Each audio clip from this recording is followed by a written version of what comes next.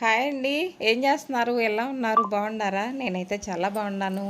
మీరు కూడా బాగుండాలని ఆ భగవంతుని మనస్ఫూర్తిగా కోరుకుంటూ ఇవాళ వీడియో అండి. చాలా రోజులు అవుతుందన్నమాట వీడియో పెట్టక. ఎందుకంటే మా అబ్బాయి ఉండలేదండి. నాకేమో అది ఎడిటింగ్ చేసి పెట్టడానికి రావట్లేదన్నమాట. నాకు రాదు. మా బాబు ఉండలేదన్నమాట. ఇంకా ఆయన ఉన్నప్పుడే వారానికి ఒక వీడియో అయినా పెట్టిద్దామని చెప్పేసి ఇలా పెడుతున్నాడు అనమాట. ఇలా ముగ్గేసుకున్నానండి, మంగళవారం కదా, చక్కగా ఇలా ముగ్గేసేసుకొని. ఏంటంటే శ్రావణ మాసం అంతా తినలేదు కదండి, నాన్ వెజ్ అంటూ మనం రానియలేదన్నమాట, ఇంట్లోకి చేయలేదన్నమాట.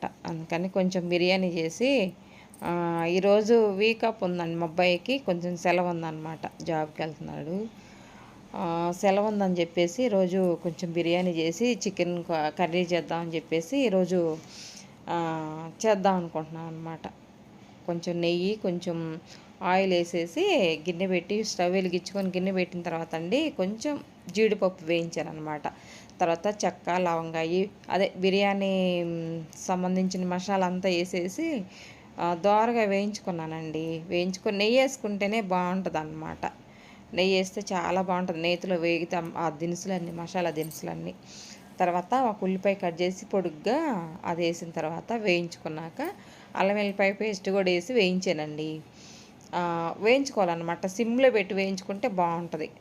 తర్వాత ఇటు పక్క కూడా ఒక బాండీ పెట్టేసుకొని, రెండు ఒకేసారి అయిపోతాయి కదండి, టైం అవుతుందన్నమాట. ఇక రెండవసారి పెట్టేసి తర్వాత అటు ఆయిల్ వేడి అయ్యేసరికి ఇటు కొంచెం పచ్చి బఠానీలను, పచ్చిమిరపకాయలు కూడా వేసానండి.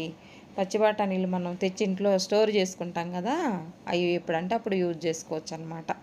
ఇంకా అందుకనేసి అవి పచ్చి బఠానీ వేసుకుంటే కూడా చాలా మంచిదండి మనకి హెల్త్కి. తర్వాత పుదీనా, కొత్తిమీర వేసాను అనమాట. వేసి అది సిమ్లో పెట్టేసి దోరగా వేగుతూ ఉంటాయి.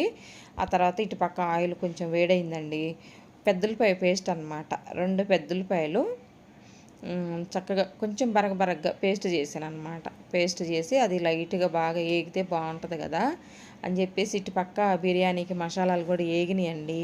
అన్నీ వేగిన తర్వాత బాస్మతి రైస్ అనమాట నీట్గా కడిగి నానబెట్టుకున్నాను. అన్న పావుగంట నానితే చాలండి, ఎక్కువ నానవసరం లేదు. మళ్ళీ ముక్కలు ముక్కలు అయింది అనమాట అన్నం. ఒక 10 నిమిషాలు నానినా సరిపోతాయి అన్నమాట. ఇంకా రైస్ కూడా వేసుకున్నానండి. ఒక 1/2 కిలో రైస్ ఉంటాయి అన్నమాట. వేసేసి చక్కగా ఆ నేతిలో, నూనెలో అట్లా మగ్గితే పొడి పొడిగా వస్తుంది అన్నమాట రైసు. ఎసరుగాకనిచ్చి ఎసట్లో వేసామనుకోండి ఏదో మెత్త మెత్తగా శుద్ధగా అయ్యిద్ది అన్నం. ఇలా వేయించేసుకుంటే బాగుంటుంది అన్నమాట. రైస్ అనేది ఇట్లా వేపుకోవాలి, వేపుకుంటే బాగుంటుంది. కొంచెం వేగిన తర్వాత అండి వాటర్ కొలిసి పోసాను అనమాట. కొలిసి పుదీనా అదంతా చక్కగా వేసుకొని సాల్ట్ వేసాను.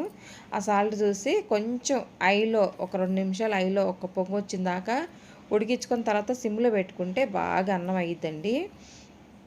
ఆ తర్వాత ఉల్లిపాయ పేస్ట్ అంతా వేగిన తర్వాత అల్లం వెల్లిపాయ పేస్ట్ వేసి వేగిన తర్వాత అండి చికెను వాటర్లో ఉప్పు నీళ్ళలో వేసి నానబెట్టాను అనమాట. బాగా ఉడికిద్దండి, జ్యూసీగా ఉంటుంది అన్నమాట చికెన్ ఇలా చేసుకుంటే. ఒక్కోసారి మ్యాగ్నేట్ చేసుకోవచ్చు, లేకుంటే ఇట్లా మన చికెన్ వాటర్లో ఉప్పు వాటర్లో వేసి అయినా కలుపుకోవచ్చు అన్నమాట. బాగుంటుంది, ఇలా చేస్తేనే బాగుంటుందండి. ఉప్పు వాటర్లో నానితేనే బాగుంటుంది చికెన్ అనేది. ఆ తర్వాత కొంచెం సాల్ట్, మనకి కూరకి సరిపోను సాల్ట్ వేసాను, పసుపు వేసానండి. అల్లం వెల్లిపాయ పేస్ట్ ఇదంతా వేగిన తర్వాత చికెన్ వేసిన తర్వాత ఇవి వేసాను అనమాట. అవి కొంచెం మగ్గబెట్టుకొని మూత పెట్టేసాను కలిపి చికెను. తర్వాత అండి ఈ రైస్లోనే ఒక్క నిమ్మకాయ చెక్క పిండుకుంటే అసలు రైస్ అనేది చక్కగా విచ్చుకుంటుంది, బాగుంటుందండి. ఆ పులుపు తగిలిది కాబట్టి అన్నం కూడా బాగుంటుంది అన్నమాట. తర్వాత కలిపేసేసి మూత పెట్టేసుకుంటే సిమ్లో పెట్టుకుంటే చక్కగా అన్నం ఏ మెతుకు ఆ మెతుకు పొడి పొడిగా అయిద్ది అన్నమాట ఉడికి. ఆ తర్వాత చికెన్ కూడా మనం ఉప్పు పసుపు వేసి ఉడికించుకున్నాం కదండి, ఇంకొకసారి కలిపితే ఆ చికెన్లో ఉన్న నీరు మొత్తం పోయిద్ది అనమాట. అంతా ఆవిరైపోయిన తర్వాత చూడండి ఆ నీళ్ళంతా వచ్చేసింది అనమాట. నీరంతా వచ్చిన తర్వాత కొంచెం కారము, ఇప్పుడే ఈ కారము కొంచెం పచ్చిమిరపకాయలు చీలకలు చేసి వేసుకోవాలండి. ఫస్ట్ వేసామనుకో పచ్చిమిరపకాయలు అసలు నామరూపాలు లేకుండా మనకు కనిపించవు అన్నమాట. అందుకనేసి ఇప్పుడు వేసుకుంటే బాగుంటాయి.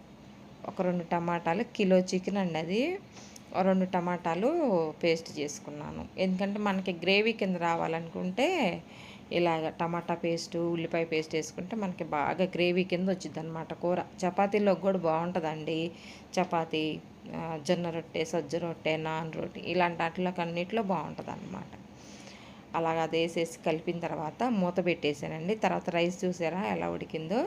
తర్వాత నేను అమ్మ మాట ఛానల్ ఉంటుంది కదండి, అది చూసుకుంటా వంట చేసుకుంటానండి. కొంచెం పెద్దావిడ కదా, ఆమె చెప్పిన మాటలు నాకు బాగా నచ్చుతాయి అన్నమాట. అవి చేసుకుంటా చూస్తా వంట చేసుకుంటానన్నమాట. అదండి. ఇప్పుడు కూర కూడా కలిపేసాను అనమాట. కారం వేసి చక్కగా సిమ్లో పెడితే ఉప్పు, కారం, పసుపు అన్నీ చికెన్ ముక్కలకు పడతాయండి. ఆ తర్వాత రైస్ కూడా అయిపోయిందనమాట. నీట్గా చక్కగా అయింది. గ్యాస్ ఆఫ్ చేసుకున్నాను. ఈ చికెన్ కూడానండి సిమ్లో పెట్టి ఉడికించుకుంటున్నాను కదా. ఉప్పు, కారం, పసుపు, ఈ అల్లం వెల్లిపాయ పేస్ట్ అంతా ముక్కకు పట్టి బాగుంటుందండి ఈ ముక్క. తర్వాత మూత పెట్టేసుకొని ఇంకొక 5 నిమిషాలు అలా సిమ్లో పెట్టి ఉడికించుకుంటే బాగా ఉడికిద్ది అనమాట. ఈలోపు ఖాళీగా ఉండవు ఎందుకండి, కొన్ని గిన్నెలు వచ్చినాయి కదా. ఇప్పుడు మనం వంట చేసుకునే గిన్నెలు, ఆ గిన్నెలన్నీ నీట్గా పొయ్యి బండ అంతా శుభ్రంగా తుడిచేసుకొని ఎప్పటికప్పుడే నీట్గా పెట్టుకుంటానండి. అదే పొయ్యి బండ తుడిసి శుభ్రంగా పెట్టుకుంటాం అనమాట. ఈ లోపండి ఇంకా గిన్నెలు వచ్చినాయి, 4 గిన్నెలు కడిగేసేసుకుంటే వెంటనే పని అయిపోయిద్ది మనకి. అక్కడ ఎంత పురుగులు బద్దెంకులు ఏమి రాకుండా నీట్గా ఉంటుంది అన్నమాట. మళ్ళీ బయటేసి లోపలేసి ఇదంతా ఎందుకని చెప్పేసి ఇక్కడ షింక్ దగ్గర మాకు సన్నగా వస్తాయండి నీళ్ళు, ఎక్కువ రావన్నమాట. అందుకని నేను బయట షింక్ దగ్గరే బయట వేసి కడుక్కుంటా ఉంటానన్నమాట గిన్నెలో. ఈరోజు ఇంకా పని ఇదంతా సిమ్లో పెట్టి ఉడికించుకుంటున్నాను కదా చికెను, అది అయ్యేసరికి గిన్నెలు కడిగేసుకోవచ్చు అని చెప్పేసి ఈ గిన్నెలు ఇలా నీట్గా కడిగి బోర్లు ఇచ్చుకున్నాం అనుకోండి, స్మెల్ అనేది రాకుండా నీట్గా ఉంటే షింక్ అది కూడా మనం చికెన్ కడిగాం కదండి, షింకు కూడా నీసు వాసన లేకుండా నీట్గా ఉంటుంది అనమాట. కడిగి పెట్టుకుంటే బయట పెట్టుకున్నాం అనుకోండి, గిన్నెలు కడిగిన తర్వాత చక్కగా ఆరిపోతాయి, బాగుంటాయి అన్నమాట. మనం తర్వాత క్లాత్ పెట్టి తుడిసేసుకొని బోర్లు ఇచ్చుకోవచ్చు గిన్నెలు. అలాగండి, చూసారు కదా, ఇటు ఇటు వంట అయిపోతుంది, అటు గిన్నెలు అయిపోయినాయి. శుభ్రంగా పొయ్యి బండి అంతా నీట్గా కడిగి పెట్టుకుంటే మనకి శుభ్రంగా పని అయిపోయిద్ది, నీట్గా ఉంటుంది అన్నమాట పొయ్యి దగ్గర. ఇలా చేసుకుంటానండి. తర్వాత చికెన్ కూడా అయిందండి, దగ్గర పడ్డది బాగా. ఆ తర్వాత అండి పచ్చి కొబ్బరి, గసగసాలు, కొన్ని జీడిపప్పు, పుచ్చగింజలు అన్నమాట వేసి నీట్గా పేస్ట్ చేసానండి. చూసారా, ఈ పేస్ట్ కూరలు వేసుకుంటే అస్సలు సూపర్గా ఉంటుంది అన్నమాట. ఇలా చేసుకుంటాను. పచ్చి కొబ్బరి అంతా పైన చెక్కు తీసేసి ఆ నలుపంతా ఇలా పేస్ట్ చేసుకుంటే బాగుంటుందండి. ఇలాగా మనకి సరిపడినంత వేసుకొని తర్వాత తీసి ఫ్రిడ్జ్లో పెట్టుకుంటేనండి ఉంటుంది, ఒక వారం రోజులు ఉంటుంది అన్నమాట. గట్టిగా రుబ్బుకోవాలి, మనం మిక్సీ చేసుకోవాలన్నమాట ఆ పేస్ట్ అనేది. అసలు కూర భలే ఉంటుంది. తర్వాత అది కలిపేసేసుకొని ఇలాగ తగినంత వాటర్ పోసుకొని మళ్ళీ ఉడికించుకోవాలండి. మనం సిమ్లో పెట్టి ఉడికించుకుంటే ఆ గ్రేవీ అనేది కూడా ముక్కలకు పట్టి బాగుంటుంది అన్నమాట. రైస్ చూసారు ఎలా ఉందో, చక్కగా ఉడికిందనమాట. దానిపైన ఇట్లా మనం ఫస్ట్ వేయించుకున్నాం చూసారా జీడిపప్పు, అవి ఎసర్లు వేస్తేనండి మెత్తగా అయిపోతాయి అన్నమాట. ఎసర్లు వేయకుండా మనం తీసి పక్కన పెట్టేసుకొని ఇలా పైన డెకరేషన్ లాగా వేసుకున్నాం అనుకోండి, రైస్ చూడటానికి అందంగా ఉంటుంది, మనకి తింటుంటే కూడా క్రిస్పీగా ఉంటాయి అన్నమాట. జీడిపప్పు మనం రైస్ పెట్టుకొని పక్క నుంచి సైడ్ నుంచి మనం పెట్టుకుంటాం కదండి, చక్కగా బాగుంటుంది అన్నమాట, క్రిస్పీగా ఉంటాయి.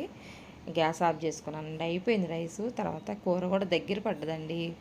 మనం గరం మసాలా వేసాను, ఇందాక మీకు చూపించలేదన్నమాట. గరం మసాలా వేసాను, గరం మసాలా కూడా పట్టింది. తర్వాత పైనుంచి కొంచెం కొత్తిమీర వేసుకుంటే బాగుంటుందండి కూర అనేది. అంటే గ్రేవీ రావాలని చెప్పేసి నేను ఆ మసాలా వేసాను అన్నమాట. పచ్చి కొబ్బరిను, జీడిపప్పు, కొంచెం పుచ్చగింజలు ఇలా వేసుకుంటే టేస్ట్ బాగుంటుందండి.